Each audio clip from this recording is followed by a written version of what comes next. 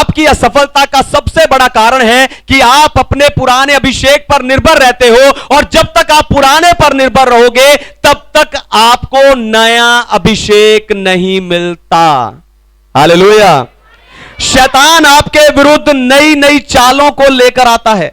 शैतान रोज आपके विरुद्ध नए नए जाल बुनता है, और आप उसी पुराने अभिषेक के साथ उसका सामना करते रहते हो, इसलिए हारते रहते हो। हालेलुया। उदाहरण के लिए, चर्च में आने के समय आप सोचते हो कि पिछले संडे जो चमत्कार और आशीष उस दूसरे भाई ने या उस दूसरी बहन ने पाई थी, आज मैं भी उसे हासिल करूंगा। लेकिन आप उसे हासिल नहीं कर पाते। पता क्यों? क्योंकि मैं हर संडे यहां नए अभिषेक के साथ खड़ा होता हूं। हालेलुया। एक हड्डी जो मैंने इस्तेमाल कर ली, मैं उसे फेंक कर आता हूं और यहां नए अभिषेक के साथ खड़ा होता हूं। हालेलुया। फिर आपकी बात करूं तो, जब आप बाइबल पढ़ने बैठते हैं, बाइबल उठाते हैं, बाइबल पढ़ने बैठते हैं, परमेश्वर आपको प्रकाशन देते हैं, आपको वचन के बारे में परमेश्वर प्रकाशन देते हैं, और आप उन प्रकाशनों को वहीं बाइबल में ही लिख लेते हो। हालेलुया। आप उन प्रकाशनों को वहीं बाइबल में ही नोट कर लेते हो, वहीं पर लिख लेते हो।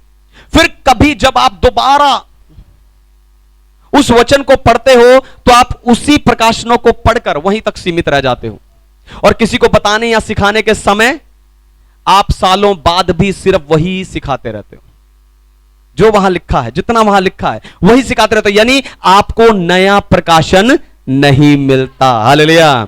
क्योंकि आप पुरानी हड्डी लेकर घूम रहे हो। हालेलुया। आप पुरानी हड्डी लेकर घूम रहे हो। तो क्या करना चाहिए पास्टर जी? जब आप हर संडे आते हो, यहां जो वचन होता है, जो चंगाई छुटकारे के समय का अभिषेक होता है, उस समय पर आपको उस अभिषेक में शामिल होना है। हो सकता है आज आपको उसकी जरूरत ना हो। हालेलुया। हो सकता है आप में से, आप सैकड़ों लोगों में से एक व्यक्ति ऐसा हो जिसको आज इस वचन की जरूरत नहीं है, लेकिन अगले संडे, बाद में अगले संडे अगर आपको इसकी जरूरत पड़ी तो आपको दोबारा नहीं मिल पाएगा। हालेलुया। इसलिए जो वचन है, वचन का अभिषेक है, जो चंगाई छुटकारे का समय का अभिषेक है, उसके अंदर आपको बनना है। हालेलुया। उसका आपको मौका उठाना है। फिर जब बाइबल पढ़ते हो, कभी भी प्रकाशनों को बाइबल में मत लिखो। हालेलुया। उन प्रकाशनों को बाइबल में मत लिखिए।